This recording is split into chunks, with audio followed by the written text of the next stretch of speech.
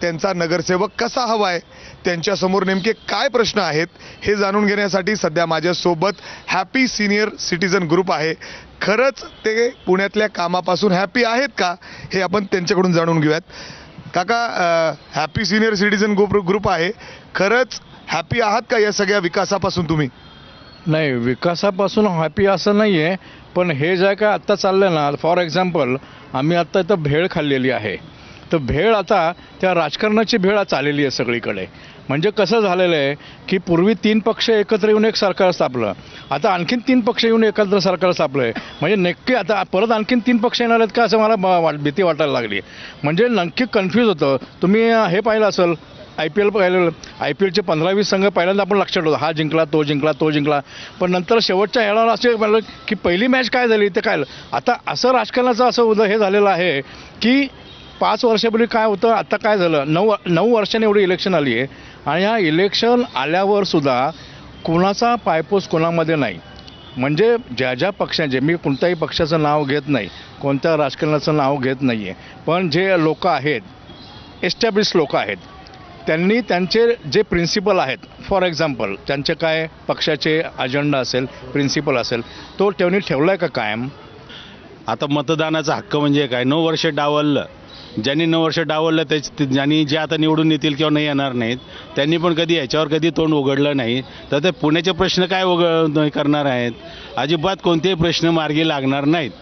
जिथं काय दाम संध मिळेल तिथंच फक्त विकास म्हणून काहीतरी होईल, अदरवाईज काहीच होणार नाही. माझ्या लहानपणी जसं पुणे होतं तसं आता पुणे नाही. वाहतुकीची समस्या एवढी वाढलेली आहे की यापुढे जे पुणेकर राहतील त्यांचा बराचसा वेळ वाहतुकीत जाणार आहे. त्यामुळे वाहतुकीची मूळ समस्या याचं निवारण व्हायला पाहिजे. ताई, काय वाटतं जेव्हा तुम्ही मतदानाचा अधिकार बळजवायला जाता, काय विचार करता मतदान करताना? आम्हाला विकास होतोय दिसतोय, पण त्याला मी फक्त 70% देऊ शकते. त्याच्यात बाकीचे पण बरेचसे प्रश्न आहेत. जसं आमच्या सिनियर लोकांचा प्रश्न आहे. मागे आमच्या घराजवळ ग्राउंड आहे, ते ग्राउंड व्यायाम करून त्याचं कमर्शियल करून टाकले. आम्हाला लोकांना बसायला पण बाकडे नाहीत. Very important thing. आणि आम्हाला ओल्ड लोकांना चालायला पण जागा नसते तिकडे. दुसरी गोष्ट म्हणजे स्वच्छतेच्या बाबतीत थोडंसं केअरलेसनेस होतोय.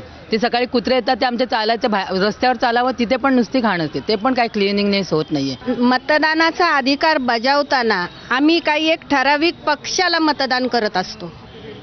आणि आता असं झालंय की आम्ही आज एकाला मतदान करतोय, तो पक्ष दुसऱ्या पक्षामध्ये जाऊन बसतोय, उमेदवार जातोय किंवा अख्खा पक्षच घेऊन जातोय. म्हणजे आमच्या मतदानाला काही अर्थ नाहीच आहे तसं म्हटलं तर. फक्त आम्ही सुट्टी घेणार, कामावर असू आणि मतदान करून येणार लाईनीत उभं राहून. कोणीतरी विचारतंय मतदारांना तुम्हाला काय वाटतंय, याचाच सर्वात प्रथम आम्हाला खूप आनंद झालेला आहे. कारण सर्वात दुर्लक्षित घटक, रादर जो प्रोसेसमधला सर्वात टॉपचा घटक ज्याच्यावर हे सर्व प्रक्रिया अवलंबून आहे, तोच संपूर्णपणे दुर्लक्षित घटक आहे. मतदान करणार आहोत आम्ही, यातला दान शब्द हा सत्पात्री असावा लागतो, तोच राहिलेला नाही. कारण ज्यांना दान द्यायचं त्यांची अजिबातच पक्षाची वैयक्तिक कोणतीही प्रतिमा राहिलेली नाही. कालच्या नाराजी नाट्यानंतर तर किळसवाणा प्रकारे राजकारण म्हणजे इथपर्यंत बोलण्यात ज्येष्ठ नागरिक आलेले आहेत की असं असेल तर हे अजून कुठे जाणार आहे. एक तर 9 वर्षांनी मिळतोय आम्हाला. 17 साली फेब्रुवारीत मतदान केलेलं आजही मला आठवतंय. त्यानंतर हे जानेवारी 26मध्ये मिळतंय. तोही अशा पद्धतीने. आणि नगर विकास, नगरसेवक या शब्दाचे अर्थ डिक्शनरीतच राहिलेले आहेत.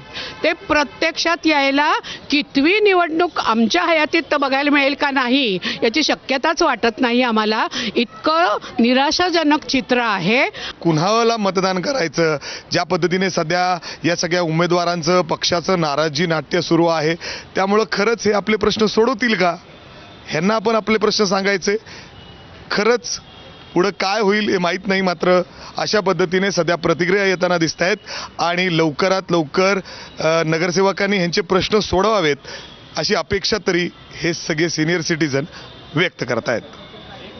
कॅमेरामॅन राजेश बिडकरसह मी मिकी गई, ABP माझा, पुणे.